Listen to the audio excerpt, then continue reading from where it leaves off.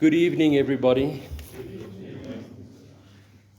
Thank you to the worship team. Oh, it's lovely praising the Lord out of our hearts. Thank you for the beautiful prayer, and it's really a privilege for Mariette, my wife, and me to be here with you tonight.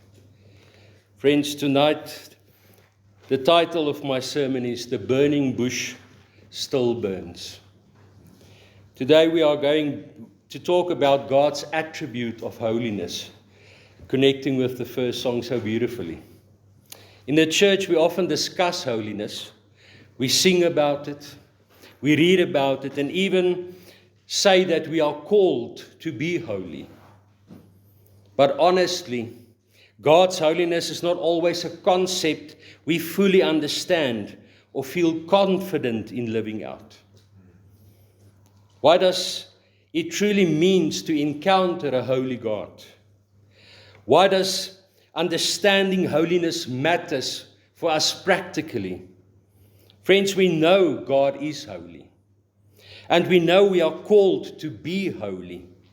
But what does that actually look like when His holiness confronts us? We will be reading Exodus 3 verse 1 to 10 together again. Heavenly Father, Lord, we are so thankful to be in your presence here together as your church. Lord, we are thankful for your word. We are thankful for your Holy Spirit that leads us in this word. We pray that you will open our hearts and our minds as we read your word. In Jesus' name, amen. Friends, Moses and the burning bush.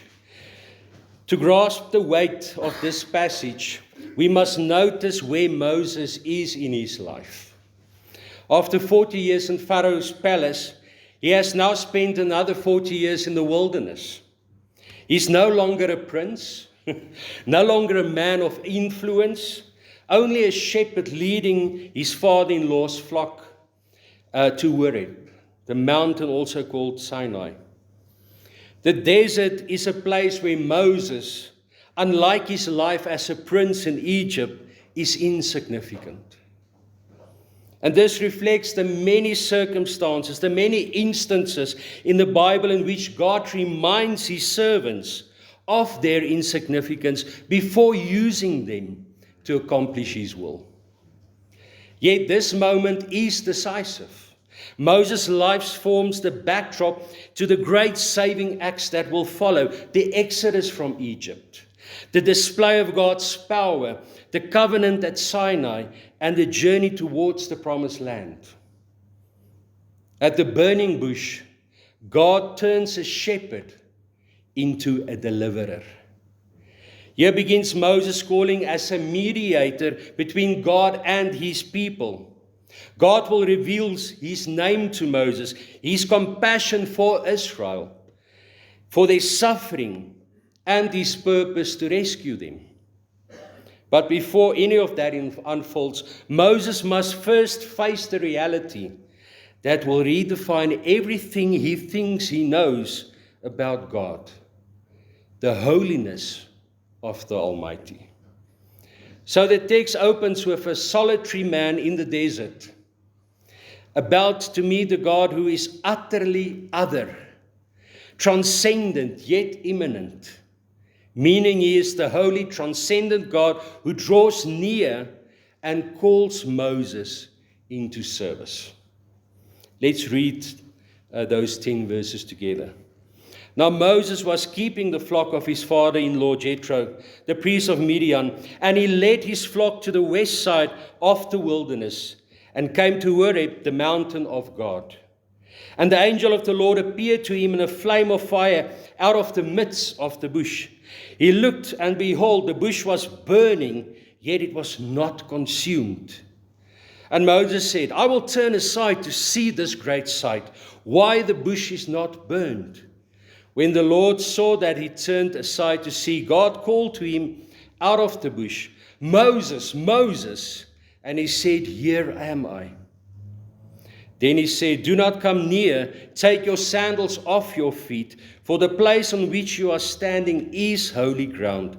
And he said, I am the God of your father, the God of Abraham, the God of Isaac, the God of Jacob. And Moses hid his face, for he was afraid to look at God.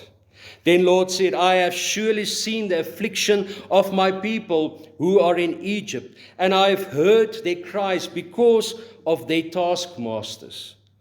I know their sufferings. And I've come down to deliver them out of the hand of the Egyptians, and to bring them up out of that land to a good and broad land, a land flowing with milk and honey, to the place of the Canaanites, the Hittites, the Amorites, the Perizzites, the Hivites, and the Jebusites. And now behold, the cry of the people of Israel has come to me, and I have also seen the oppression with which the Egyptians oppressed them. Come, I will send you to Pharaoh, that you may bring my people, the children of Israel, out of Egypt. When we speak about God, we describe him using words that we as humans can understand. These attributes include things like wisdom, love, grace, mercy, long-suffering, goodness, holiness, justice, righteousness, and faithfulness. But also, these words describe God's anger, his wrath, and hatred for sin. These are the ways he makes himself known to us. But Scripture reminds us that these are not separate pieces of God's character. As if sometimes he acts in love and in other times in justice. Everything God does flows from one reality. He is holy. God doesn't switch between love and justice. He is always the same. His love is holy love. His justice is holy justice. His mercy is holy mercy. So friends, I propose to you tonight that God's holiness is not only what separates God from us, but it's also what transforms us so we can belong to him. Holiness is not an abstract doctrine. It is an encounter that transforms first through fear, then through obedience. Just like Moses, as a sinner, when we approach the burning bush, we encounter interruption, prohibition, and the terrifying otherness of God. Let us step into the moment where a shepherd discovers that God is near, yet utterly other. So my first point tonight is the holy God appears, holiness revealed as separation. God appears to Moses in a burning bush, a visible manifestation of the divine. The angel of the Lord appeared in flames of fire within this bush. Moses noticed something impossible, a bush burning but not consumed. He turns aside to see, and in that moment God interrupts his ordinary day. In Scripture, fire often marks God's presence, not merely warmth, but holiness. It reveals, purifies, and warns. God is near, yet he is not like us. But as Moses stepped closer to investigate, God warns him in verse 5 not to approach. Why? God is separating himself from Moses to underscore the gap between the divine and the human. The imagery of fire clarifies this beautifully by demanding reverence and distance. Fire is dangerous, friends. You cannot approach it carelessly or treat it casually. Fire naturally commands respect and creates appropriate distance. And this underscores God's holiness and transcendence and reminds us to approach him with the right attitude as creatures before their Creator. Moses is instructed to remove his sandals. a gesture of reverence and submission before this holy God, we are reminded that God's holiness means separation. He is set apart from everything He has made. I want you to imagine standing in front of a furnace. It is so hot it can melt steel. You would not stroll towards it casually. You would stop. You would shield your face. You would keep your distance. Because instinctively we know this power is stronger than what we can survive. Now Moses has walked towards a fire in the bush, and suddenly he hears the voice, "Do not come near." At that moment, Moses understands this is not natural fire. He realizes he's stepping into the presence of God. Friends, God's holiness is not only that He is perfectly good. It means His presence is so pure and so powerful that no one can stand before Him carelessly or treat Him as ordinary. We understand this instinctively even today. There are things we don't treat casually: electricity, fire, and even the authority of government. We often want God to comfort us, but not to confront us. We want His welcome, but not maybe His warnings. But the first thing Moses learns about God in this encounter is God's holiness, and he is warned to keep his distance. We need to remove our sandals. In other words, we must fear the Lord because God is holy. We should stop approaching Him on our terms. We should recognize who is speaking to us: a holy, transcendent, yet immanent God. We should take note of God's holiness and avoid the mistake of entering His presence in reverence and fear of the Lord because He is holy. God's holiness exposes us. It shows us we cannot manage God. We cannot contain God. And if the story ended here, Moses would have to flee, and so would we.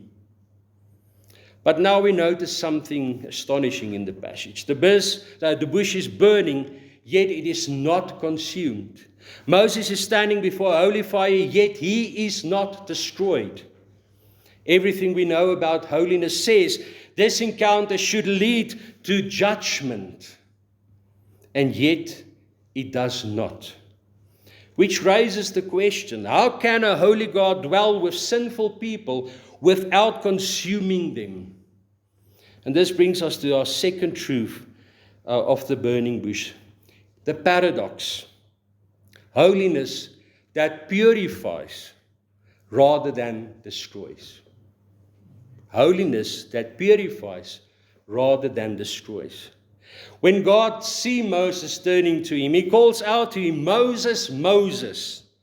The fact that God spoke Moses' name twice reveals that what is to follow is very important. Friends, this doubling is not accidental, but deliberate, signaling that Moses is about to receive an extraordinary commission.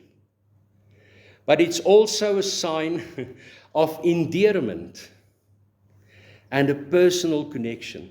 The God of the universe, transcendent and holy, seeks an immanent relationship with His creatures. Immanent means He is near, He is involved, and He's present with us. Can you see the paradox? He is transcendent, yet He seeks an immanent relationship with every one of us. The repetition of Moses' name conveys intimacy. God is not addressing a stranger. He is addressing somebody that He knows and somebody that He has chosen.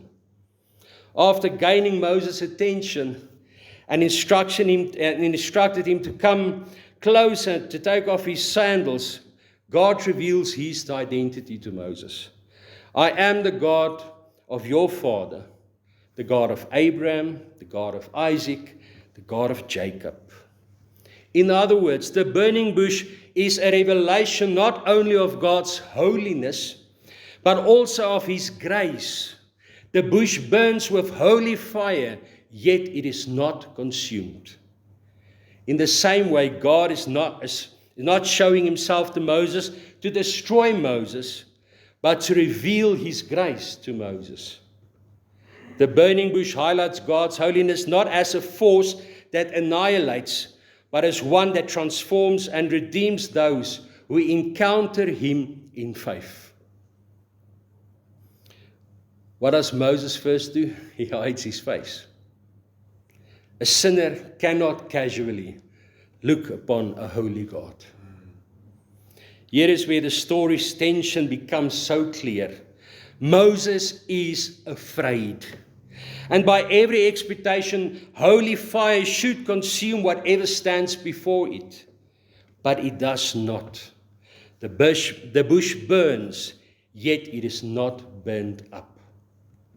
The fire is real. God is real. And yet there is mercy in this flame.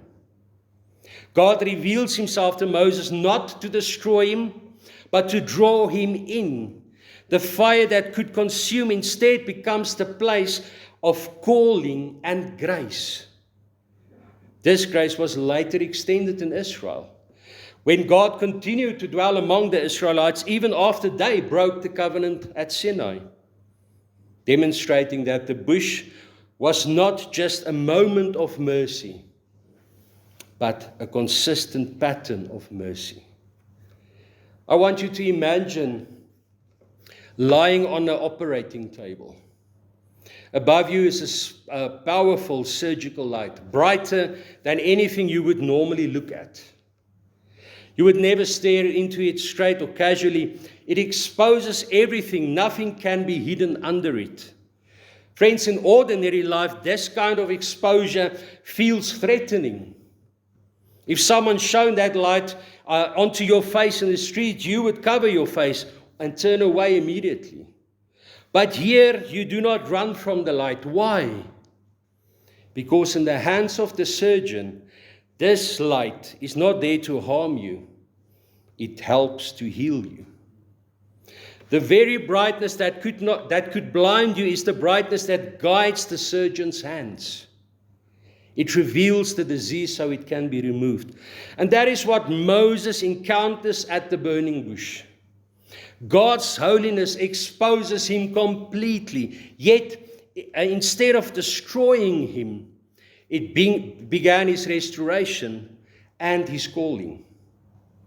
The same light that exposes is the light we trust, because we know the one who is holding it. Friends, I know how quickly my heart wants to pull back when God exposes something in me.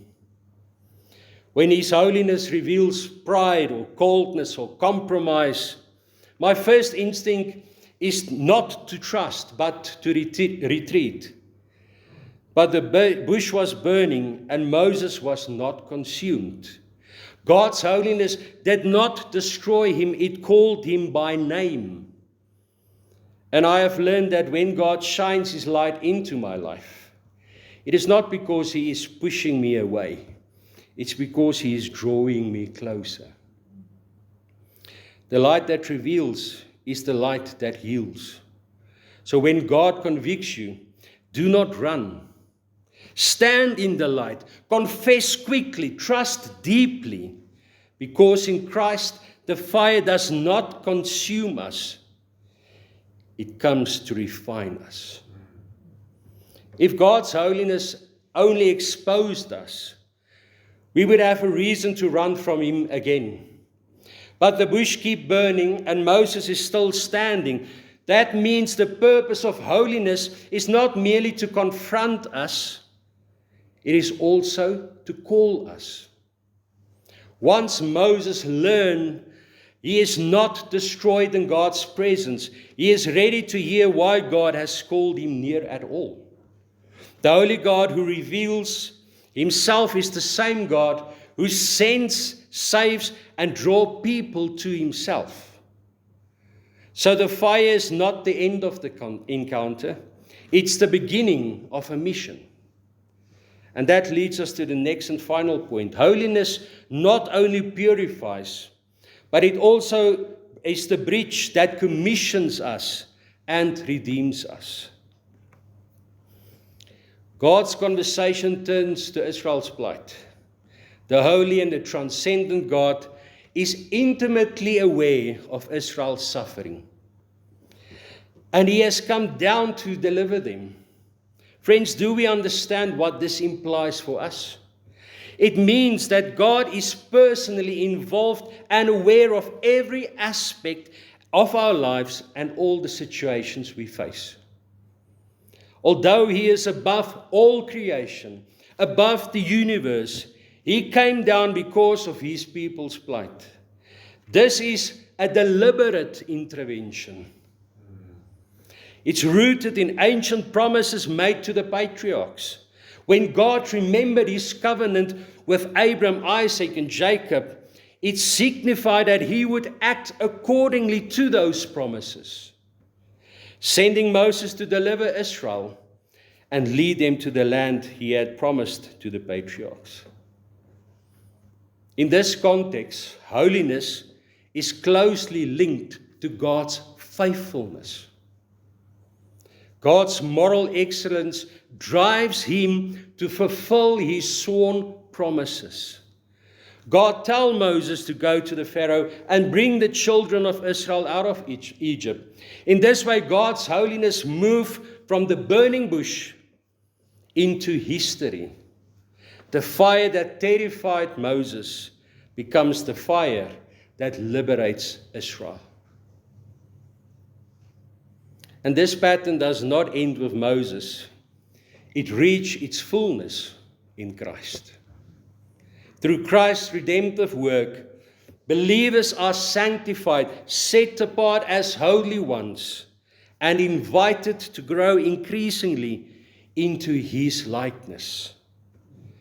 1 Peter 1 verse 15 and 16, but as he who called you is holy, you also be holy in all your conduct. All your conduct. Since it is written, you shall be holy, for I am holy. At the cross, God's holiness and mercy meets. The judgment we deserve falls on Christ, so the fire that should consume us now cleanses us. Holiness is not a barrier that keeps us away. It is the bridge that draws us towards transformation. In the ancient world, a messenger carried a seal from the king, a seal ring from the king. But, but this messenger himself had no army, no throne, no personal authority. But when he pressed the king's seal into wax on a document to certify it or on a letter, he carried the authority of the throne itself. So to reject that messenger is to reject the king. To accept and receive that messenger is to accept the king. Moses stands barefoot. See this picture in your eyes. Moses stands barefoot before the fire as a shepherd, but he leaves carrying the authority of the only holy God. The holiness that made him tremble is now the holiness that sends him. God does not merely reveal himself to Moses, he entrusts himself to Moses. The shepherd who feared standing near God now walks into Pharaoh's throne room, carrying God with him. Friends, in the same way, when God sends us, we don't go in our own authority. We carry his. The burning bush demonstrates that God's holiness includes both awe-inspiring otherness and a promise of closeness. We cannot approach him on our terms. We must remove our sandals and recognize the gap. However, in Christ, this distance is closed. We are invited not to fear holiness from a distance, but to be purified, to be transformed, and increasingly reflect it in our lives as we grow more and more to be like Jesus. As believers, we may fall into the trap of thinking that holiness only means avoiding sin. But in Scripture, holiness also means being entrusted with God's purpose. God not only cleanses our lives, but He also gives our lives away in His service. So Moses approached the bush as a stranger, and he left as a servant. He began in fear of dying in God's presence, but he ended up carrying God's presence into Egypt. I want to conclude tonight. What have we seen in this passage? At the burning bush, we saw God is utterly holy. A God before whom sandals come off and faces are covered and hidden. His holiness is not soft, it is not casual, it's not manageable. It exposes and it humbles us. It reminds us that we are creatures standing on holy ground. But the bush kept burning. The holy fire did not consume the God who could destroy, instead spoke. The one who commands reverence also reveals mercy. His holiness is not against his love. It is the reason his love is pure and faithful. I want to repeat that. It is the reason his love is pure and faithful. And then the fire moved. The same holiness that caused Moses to tremble sent him to the Pharaoh. The shepherd who once hid his face now walks into Egypt carrying the authority of God. The holiness that separates also sends. The holiness that humbles also transforms. Friends, this is the heart of this message. God's holiness is not only what sets Him apart from us, it is what makes it possible for us to belong to Him. Because in Christ, the fire does not destroy us. It refines us. It cleanses us. It calls us. So how should we respond? We remove our sandals. We bow in reverence. And then we stand up in obedience. We do not run from His holiness. We do not redefine it to make it comfortable for ourselves. We allow it to purify us and cleanse us. For the burning bush still burns, not to consume God's people, but to make them holy. Amen. Oh, holy God, we thank You for this wonderful narrative in Your word. We thank You, Lord, that we can stand with Moses before the burning bush and experience Your great holiness, Your otherness. Father, but we also thank You for Your desire to be immanent in our lives. We thank You that You know every detail of our lives and that we can entrust every detail into Your love and into Your hands. Father, we pray that our lives may glorify You. And we thank You for Christ's sacrifice so that we may enter in Your throne room. We pray this in the most holy and the most high name of Jesus Christ. Amen.